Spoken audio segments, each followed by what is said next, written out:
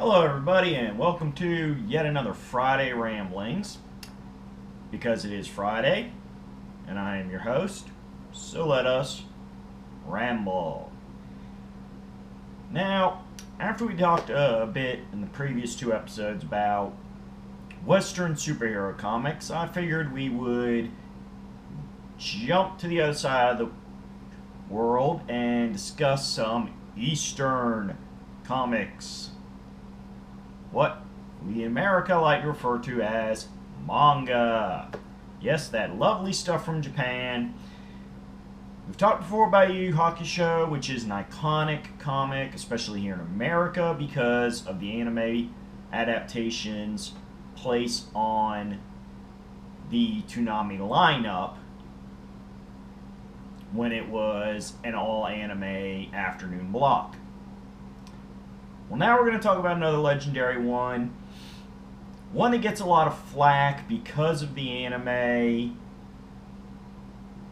and how much it was beloved by the younger kids in the anime community, and that is YuGiOh.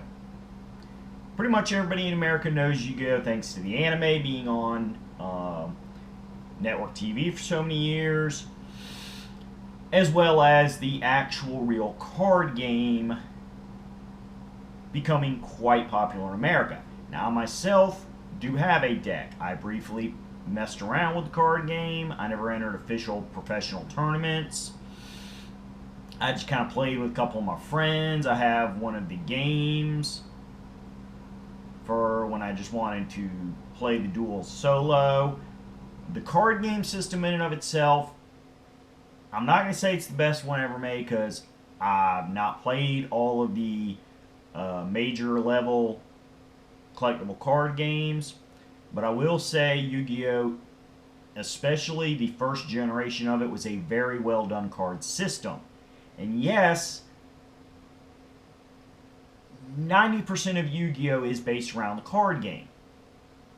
Now, for the sake of this manga, we're only going to discuss the Generation 1 Yu-Gi-Oh mangas. This would be the ones specifically about the character Yugi Muto and his partner Yami Yugi, who would later come to get his own name when we discovered his origin, but that's the end of the manga, so I'm not going to post those spoilers quite yet.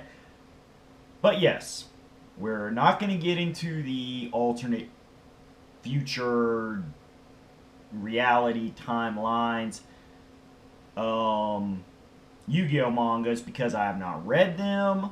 I'm aware of the basics of most of them, but these videos tend to go pretty long as it is without me trying to speculate on stuff that I'm not directly, intimately familiar with. Now let's just go ahead and start at the beginning. We're going to start with Yu-Gi-Oh! I mean, obviously, Yu-Gi-Oh! Volume 1. Why wouldn't you start there? Well, here's the thing. This is not the Yu-Gi-Oh! That folks that watch the anime really know. This original volume of it, which ran for 13, hold on, let me double check my numbers here, folks. Excuse me, no. Totally off base there. I was mixing my numbers up. This ran for 7 volumes. Now, in this, which is the beginning of the Yu-Gi-Oh story, where Yugi finds the Millennium Puzzle, and upon finding it and completing it, hosts the not so much evil, but very vigilante justice kind of mean-spirited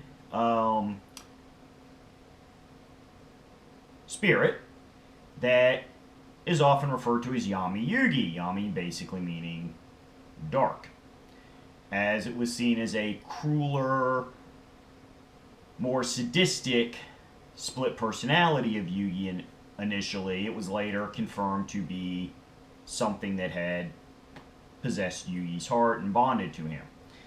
Now, while this series does introduce the card game, it introduces it initially as one of many, many different games of skill, chance, and luck that Yugi uses depending on the personality of the horrible jackass person he's dealing with in that particular chapter, to punish them in a wonderfully ironic sense, in that in most of those cases their punishment was actually, and their loss of the game was actually caused by their sin that caused them to draw Yami's wrath to begin with. This is one of the reasons I was initially attracted to the manga, and why I consider this to be one of the best eras of Yu-Gi-Oh! Because it shows variety, it shows creativity, and the punishment fitting the crime to the point where the punishment is enacted due to the sinful nature of the person being judged, tends to harken back to such classic mythology approaches, going back to even ancient world myths. And for our American comics, I know a lot of us love, was the classic iteration of DC Comics character, the Spectre. Now, as I said, this did introduce the card game when it introduced Seto Kaiba, who was already recognized as one of the world's best at the card game, as well as extremely rich and a bit of a prick.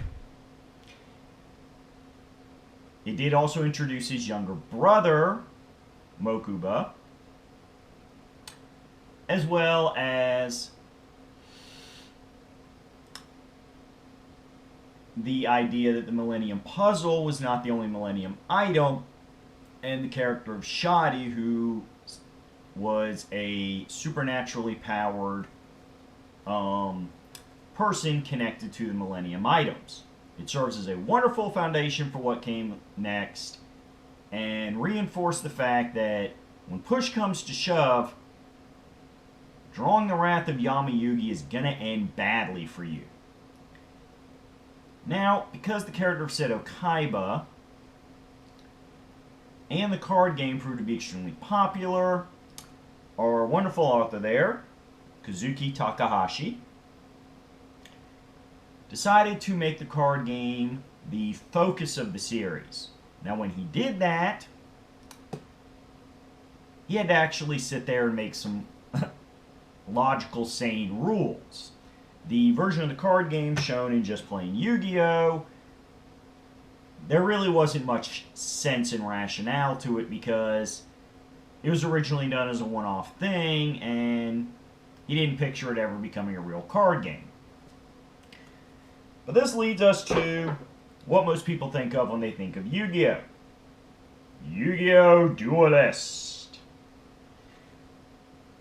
The fictional card game within the manga is now a worldwide sensation, where there are enough professional tournaments with cash money prizes going on that some characters are actually career tournament competitors, kind of like how video games in the real world have now led to the idea of esports and big money clan tournaments, as well as solo tournaments for stuff like fighting games.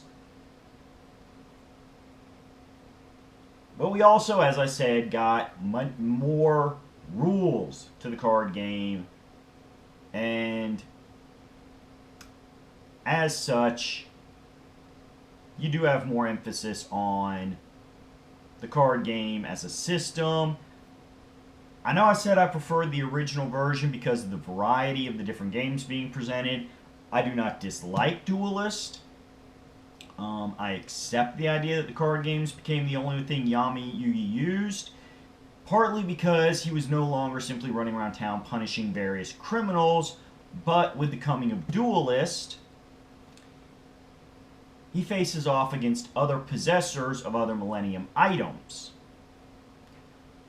And as such, people who are proactively hunting Yami himself, as opposed to people messing with regular Yugi and his friends. His friends continue to appear in this series, and our buddy here, I'm sorry, I hate to do this. I'm actually going to have to double check his name here because I've got about 4 character names floating in my head right now, and I haven't read this in a while, but yes, Jonouchi. Yes, that is the one. Along with Tristan Honda, who did not actively play the game. And of course, the token female friend, Anzu Mizaki, who also did not play the game, served as wonderful emotional support. Now, in the anime, because they had filler episodes within the seasons that adapted the story arcs in Yu-Gi-Oh! Duelist, as well as adding several more filler arcs themselves, all of Yugi's friends did actually have their own decks and did compete.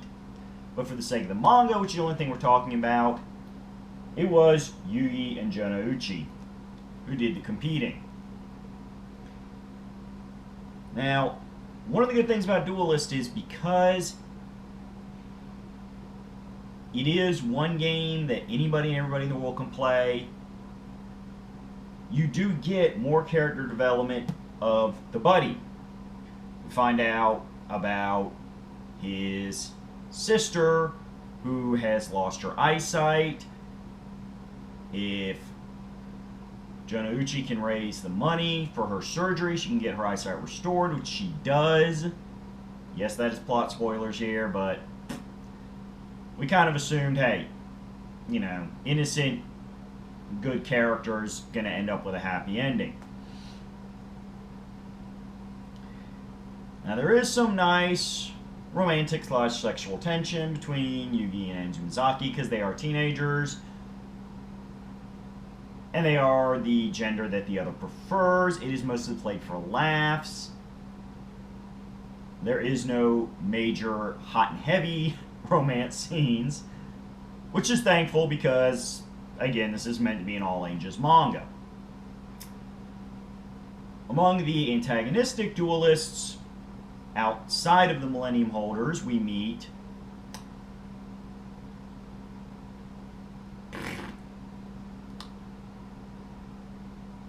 hold on, sorry, again, I'm getting my names confused. Mai, who is a adult female, who initially is very cold-hearted, but after dueling Yugi and Jonouchi and seeing how their support of each other, as well as the support of their friends who are not dueling give them, she lines up and becomes a kind of ally, kind of rival to them, especially Jonouchi. Whereas Yugi is busy with Seto Kaiba, who continues to chase after Yugi due to the fact that Yugi is the only person that has beaten Seto Kaiba, let alone consistently, and the other holders of the Millennium items, almost all of which turn out to be quite a bit evil. Most important of this being Pegasus and Merrick, who are the major antagonists of the 2 arcs that compose Duelist. There are a few short stories in between the arcs, but the idea is that Pegasus and Merrick are the main bad guys of the manga in Duelist Island and Duelist City, or Duelist Kingdom, depending on your translations. And they are quite evil people, especially Merrick. Now, it all ends, and it ends with Yugi possessing most of the Millennium items, of which there are 7, because 7 is a very important number to many beliefs about the occult and mysticism. Now, I don't want to say religions because it's not all organized religion, but many beliefs about the occult and mysticism say that 7 is a number of power, so there are 7 Millennium items. This is an excellent series. It is the longest series of what I call Gen 1 Yu-Gi-Oh! It runs 24 volumes. And again, when I refer to volumes, I am referring to these, which are collected editions, as opposed to the what in Japan you would get on a weekly basis, which were individual chapters. Each of these volumes usually contains several chapters. Now, originally, Duelist ended and led into Millennium World. Bye-bye, Duelist. However, before we talk about Millennium World, we are going to talk about a manga that was done after the fact, but chronologically takes place between Duelist and Millennium World. This is Yu-Gi-Oh! R. Now, Yu-Gi-Oh! R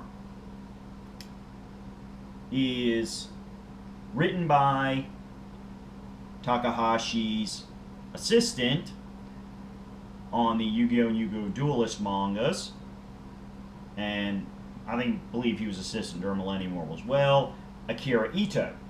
Now, Kazuki Takahashi gets credit because, as it says there, the original concept of Yu-Gi-Oh! Was by him, and I do believe that he was keeping one eye on the production of Yu-Gi-Oh! R to make sure it flowed well with what he had already written, because that's the whole point. This is what in literature is called an interquel. It does not take, in that it takes place between what was already written before. Yu-Gi-Oh! R is a follow-up to the first arc of Duelist, where we found out that the now dead Pegasus had adopted a series of orphans, anywhere from several to a dozen. Not all of them factor into the story, so I'm not sure of the exact number count. But one of which took the death of Pegasus extremely poorly and believed that Yami Yugi was the killer of Pegasus.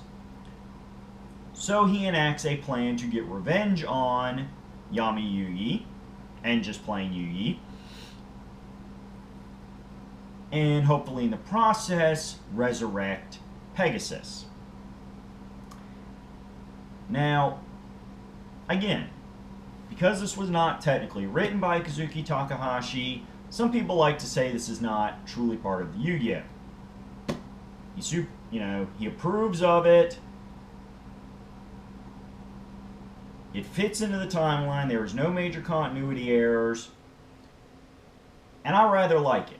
We get an introduction to some of the cards that would play more of a factor into the next future timeline spin-off manga Yu-Gi-Oh! GX.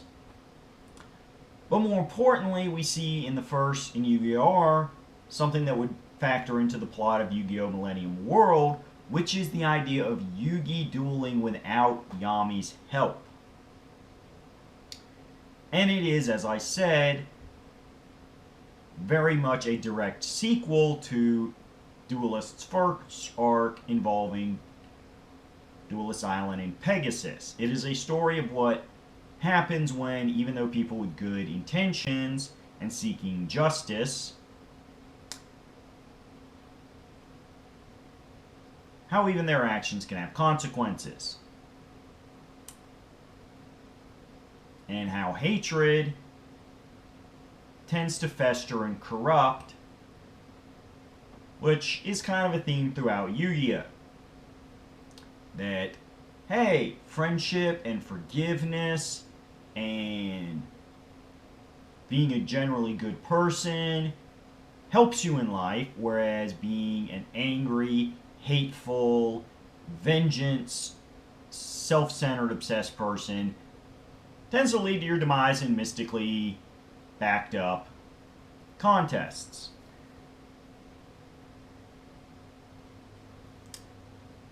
Now, Seto Kaiba does reappear in Yu-Gi-Oh! R. However, some of the other fan favorite characters, such as Mai, do not. And that's a little sad, but we have some other great characters in this, including the return of another one of Jonouchi's rivals, Bandit Keith, who was also presumed dead after the first arc. This is a key to Jonouchi's growth as a duelist and a man, because he has to face Bandit Keith on his own without any backup and emotional support from his friends, and in the process prove that when push comes to shove, he has truly learned from his hero's journey. As I said, this leads us into the end of Gen 1, Millennium World, where we find out the full truth of what Yami Yugi is, what the Millennium items are. Go ahead and give you some plot spoilers, because you can kind of tell from looking at this cover. Yami Yugi is actually the spirit of an ancient Egyptian pharaoh who, in order to stop a great evil back in his time, sealed his soul along with that of the soul of the great evil into the Millennium Puzzle, which was then shattered to prevent those souls from ever messing around with humanity. Unfortunately, eventually, the puzzle was reassembled in modern times. In the process of discovering all this past, Yami Yugi finds out his real name, which I will not give because I'm encouraging you to read these stories. And we get a throwback to the original Yu-Gi-Oh! Manga and its final arc, where we take a break from the card game and get more into tabletop RPG land. You know, your Dungeons and Dragon type setups. So, all saying together, all added up, Gen 1 Yu-Gi-Oh! Covers 7, 24, that's 31, 5 more for Yu-Gi-Oh! R, that's 20, 36, plus 5 volumes of Millennium World, that is 41 volumes of manga. Now, while yes, a lot of your fellow in America iconic mangas such as Naruto and One Piece and Dragon Ball /Z/GT/Super exceed 41 volumes, this is still a good chunk of read. This is the second longest manga I own personally. The longest being Toriko, which we will definitely discuss in the future because that is a personal favorite. But I want to go ahead and get this one out of the way because it is something everybody has heard of, kind of like Yu Yu Hakusho.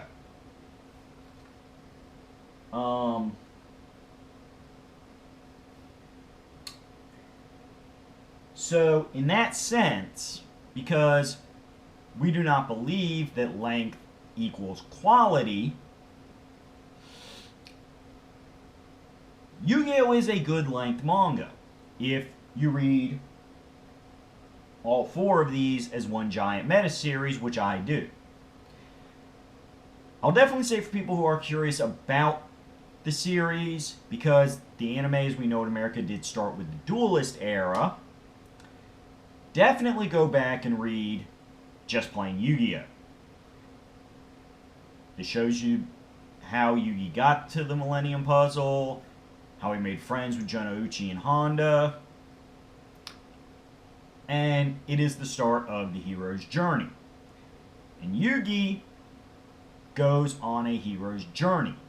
Through his bond with Yami, aka the Pharaoh, he learns courage, he learns power of friendship, which is the great overlying theme of the manga,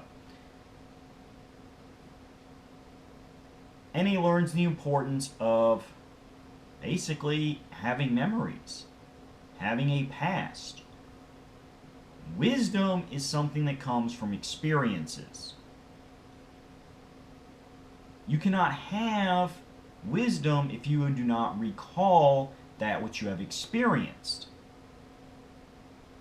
So if, like Yami is at the beginning of the series, you are amnesic, you don't really possess wisdom. You just possess nothing. I mean, in his case, he had his crazy mystical occult powers, but other than that, all he had was a general sense of justice.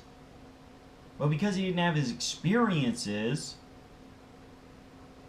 it wasn't really tempered with much of a morality code. Again, some of those early punishment games are sadistic. You know? It's kind of creepy in a few places. I can think of at least one death. Wait, no. 2 deaths. Now, it's generally implied, but that's the whole point. A lot of times, that's not the worst that can happen to you.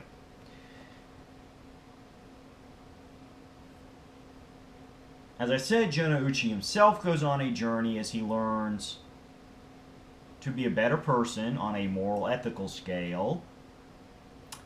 But he also learns that, excuse me, little eye booger there. But he also learns that even though he becomes a better person and likes himself better through the power of friendship, he can flat out stand on his own 2 feet, much like Yugi does by the end of Millennium World.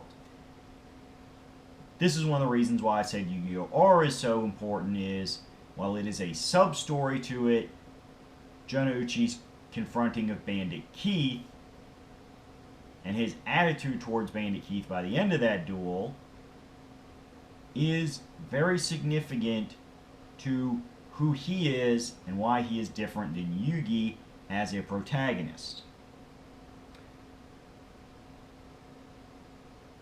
So, is this recommended manga? Yes. Is it going to have a bit of a kiddie feel in places? Yes. But that's not bad. I know I took modern Disney to task a few videos ago, but I did it with the sense that the reason why I'm so frustrated with them is that the Disney that I grew up with was so epic. And the truth is, I have watched some of those movies in the last few years, and they have stood the test of time. Even at my age, they still entertain me greatly. There's nothing wrong with something that is friendlier and approachable by the younger crowd. As I said, at 41 volumes, it can take a bit of time to read through. But I do believe it is worth it, especially if you read it in chronological order. Read Yu-Gi-Oh! R before Millennium World. If you skip Yu-Gi-Oh! R because you want to be a purist and only what Takahashi directly wrote, you're not technically missing any important plot details, but it is a fun character journey with your core cast. And because he really does not factor into Millennium World, it does give you one last hurrah with Seto Kaiba. Honestly, I find the whole idea of the Millennium items and how they were passed down throughout the centuries and the psychological effect they would have on their hosts, whether for good or ill, to be one of the most fascinating aspects of the manga. And I would totally dig a one-shot nostalgia trip manga that basically focused on the history of the Millennium items as a tighter focus. How each item differs from the others, any spirits that were directly connected to those items, how many hosts they had over the centuries. There is a lot of potential story material there should Takahashi-san or anybody else that he trusts with that universe he built to address it.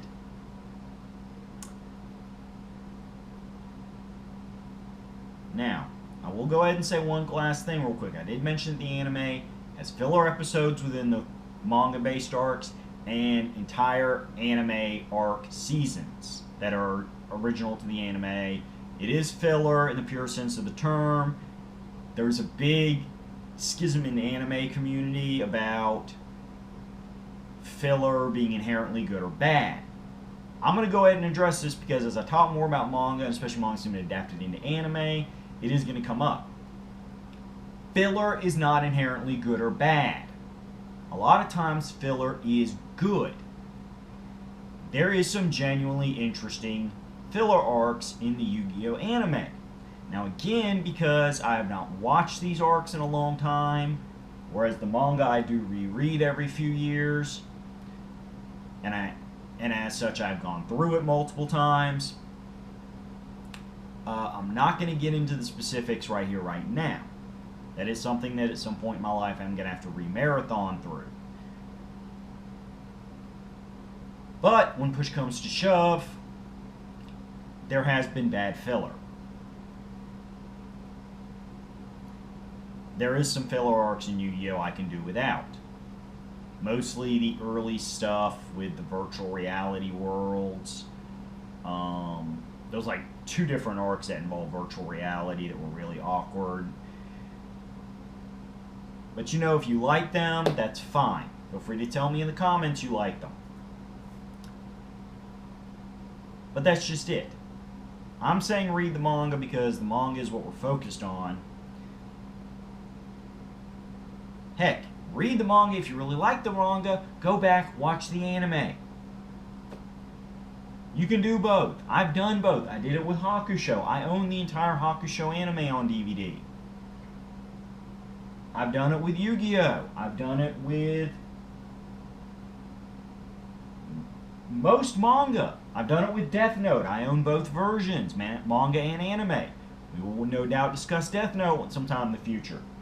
But today, it's Yu-Gi-Oh! If nothing else, give the 7 volumes of the original Yu-Gi-Oh! Manga a read-through. If you like the world he built up, if you like the characters, go to Duelist. If you're still on there, after the 24 volumes of Duelist, blast through Yu-Gi-Oh! R and Yu-Gi-Oh! Millennium World. But enjoy it. If you don't like it, if you don't get through the original Yu-Gi-Oh! Manga, that's fine. It's okay to walk away. It's okay to say, this isn't my thing after all. But please come back next week. We're going to talk about something else. I don't know yet. I'm going to flip a coin. But we're just about out of time here for this particular rambling. So, check out my Twitch stream. We go live every Tuesday night, usually around 11 p.m., maybe a little later, maybe a little earlier. Follow me on Twitter. as I always give people a good half-hour warning before I Twitch live on there. Check out this YouTube channel's entire library of videos because my Twitch playthroughs get archived here. So if you don't want to mess with Twitch, just wait a week or two and the episodes will get archived here. You can watch them then. Check out my partner Jaime's Twitch stream.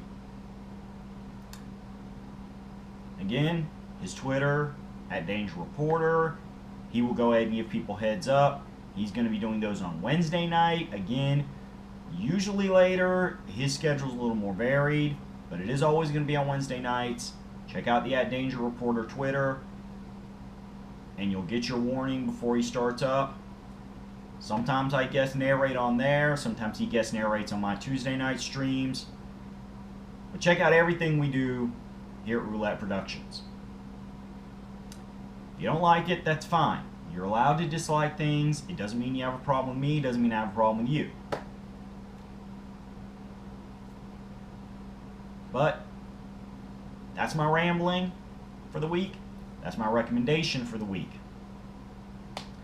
Until then, I hope you have a nice time until next Friday. Because anybody that's sitting here and viewing me every week, you are my friend.